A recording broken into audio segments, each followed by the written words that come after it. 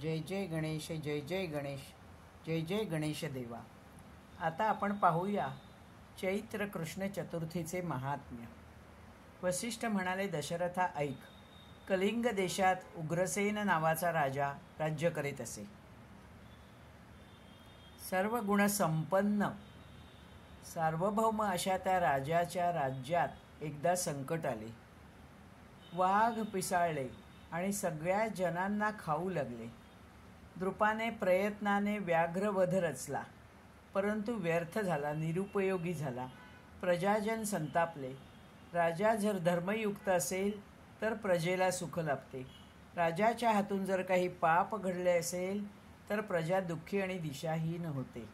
राजा कालस्य कारणम अशी उक्तीच आहे. राजा हे ऐकून दुःखी झाला. प्रधानावर राज्यकारभार टाकून वनात गेला. सूर्याची उपासना आरंभली. ब्राह्मण रूपाने सूर्य अवतरले व क्षेमकुशल विचारले. तेव्हा राजाने सर्व हकीकत सांगितली. सूर्यदेव म्हणाले, तुझ्या राज्यामध्ये चतुर्थीचे व्रत नष्ट झाले आहे, म्हणून हे सर्व घडले आहे.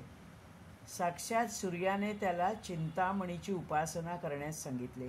सिद्धिबुद्धिपती गणेशांचा दशाक्षर मंत्र दिला व राजा स्वनगरात परत आला. चैत्र कृष्ण चतुर्थीचे आचरण केले आणि प्रजाजनांकडूनही संकष्टी व्रत आचरले गेले. महाउग्र असे ते व्याघ्र अंतर्धान पावले. याच दुसरी कथा अशी की द्रविड देशामध्ये एक भिल्ल राहत असे. क्षत्रिय असून लोभी होता. द्रव्य लोभाने पांतस्थांना लुटायचा. एकदा वनात एक धनिक त्याने बघितला व शस्त्रासहित त्याचा त्याने पाठलाग केला. प्राणभयाने धावणारा तो माणूस एकदा धावत धावत जात असताना त्या दोघांच्या मध्ये एक अस्वल आले. भिल्लाने त्या अस्वलावर अस्त्र फेकले आणि त्याला विद्ध केले. तेव्हा अस्वलानेही नखे लावून भिल्लाला जखमी केले. तो वनातच पडला आणि अन्नजलविरहित राहिला.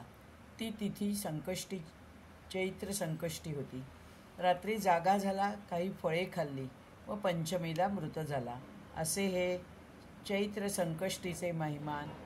जो हे ऐकेल, वाचेल, सांगेल, आचरेल त्यांना सर्व अभिप्सित प्राप्त होईल. धन्यवाद. जय जय गणेश देवा, जय जय गणेश देवा.